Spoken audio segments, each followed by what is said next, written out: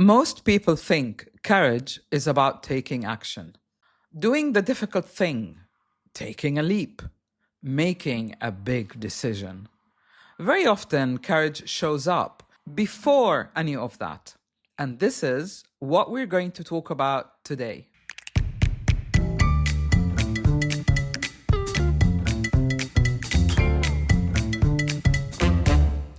Hello and welcome to Unbox the podcast.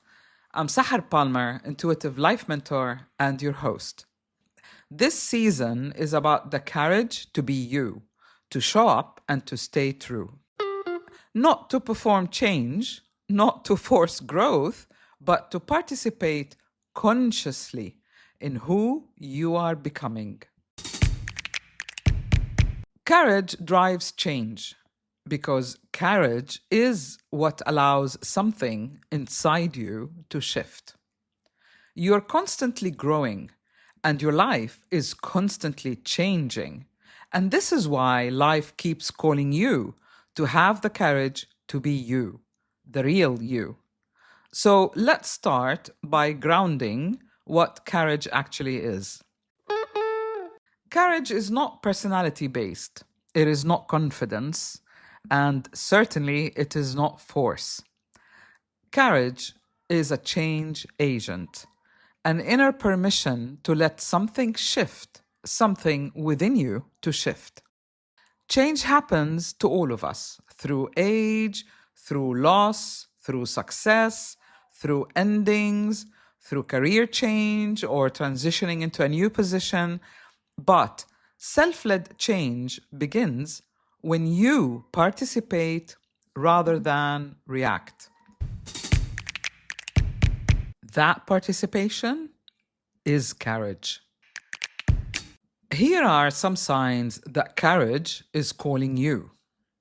It shows up when the body tightens, when it doesn't want to return to the same position you are experiencing or going through.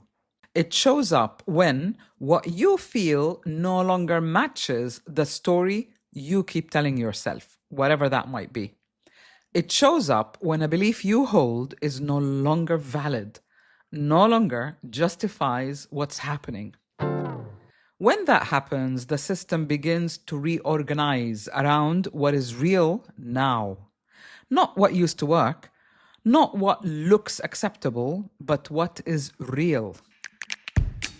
One of the mistakes people make is thinking there is only one kind of courage. That isn't so. For some people, courage is movement. For others, courage is not about moving, but about stopping. Sometimes courage is having a conversation. Sometimes it is choosing not to have one.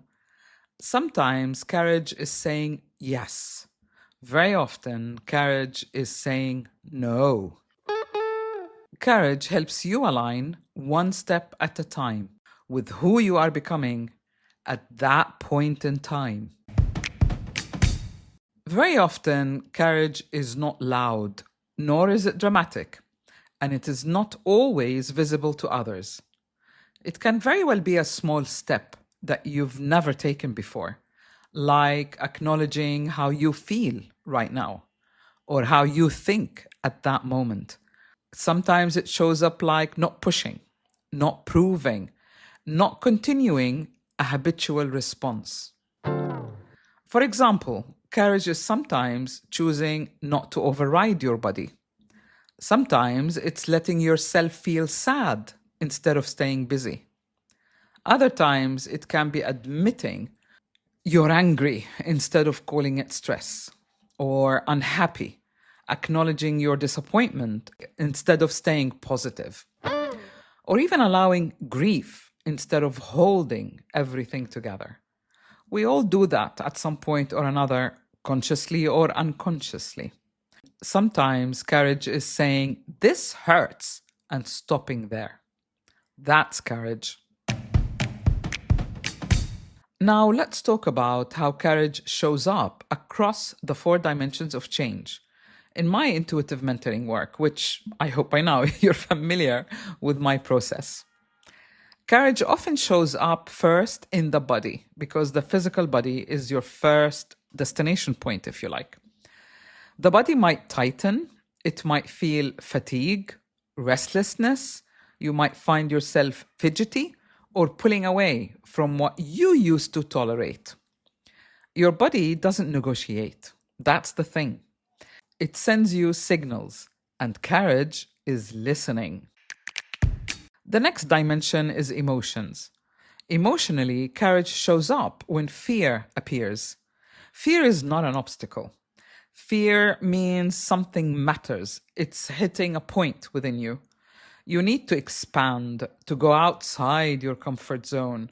Courage here is not calming your fear down, it's allowing fear to inform you so that you can accept what you're going through or become aware of it.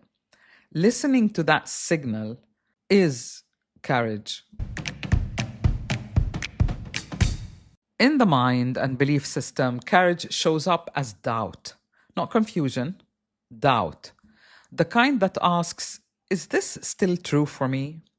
Stories, for example, like not yet, or I'll do it later, or this isn't practical, or even no, I'm not ready for this now. Courage is noticing when those stories no longer fit. Then comes accountability to action. Not a full plan, not perfection or reinventing yourself or reinventing things, but taking courage or allowing courage to come through you one step at a time. Giving yourself one permission, allowing yourself one honest adjustment. That is enough courage. Let me give you a real example from my work. A woman came to see me because she wanted to change her career. She kept asking me, what should I do next? What should I do next? But every time we spoke about her options, her body shut down. Through our work, it became clear that courage was not in changing careers yet. The courage was in stopping, taking a pause, stopping overworking, stopping proving herself, stopping measuring her worth through her output or her income or her bonuses. Once she allowed rest and emotional honesty, clarity flowed naturally. The career change happened much later, but it wasn't forced. That courage as a change agent in her finding her balance first. That is courage as a change agent in her finding her balance first. Courage doesn't require working on everything. One or two areas at a time is more than enough. You can work on voice, on relationships, on your body physical needs, on your desires, on time and how you spend it, or on facing old patterns, finding your purpose, for example. You don't need to fix your entire life in one go. You just need to listen, to become aware, so that you can calibrate in order to find balance and alignment one step at a time. Stopping can be courage when it's conscious. To be aware of what's happening in your life, to see the patterns, you need to stop taking it personally. Instead, zoom out, step all the way back and observe objectively, with curiosity, what's going on. The big picture will definitely emerge and you will understand where you are at, and afterwards you zoom in to act. Before we close, I want to offer you something gentle, a gentle shift. Courage doesn't need overanalysis. It can be felt or sensed. In a moment, I will guide you through a short meditation to help your system recognize where courage is already present. I'm also creating a longer version of this meditation so that you could return to it whenever you need grounding and clarity. It will allow you to work more deeply, and I will add a link in the show notes of the episode, so do visit and check it later. Now, if you can, otherwise do it later, take a very deep breath and let it fully out all the way. Let go of any expectation and mentally, with your mind's eye, scan your body.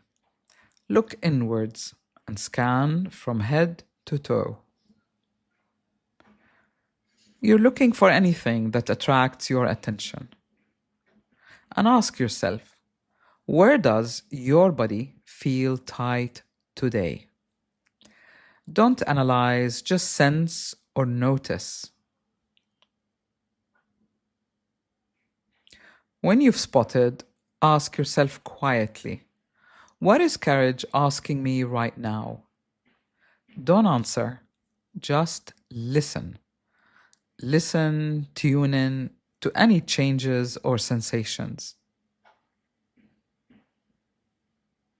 You are courage in action. Not heroic, maybe not perfect, but you are responsive. And I hope you've become aware that your body responds immediately. Thank you for spending this time with me on Unbox the podcast.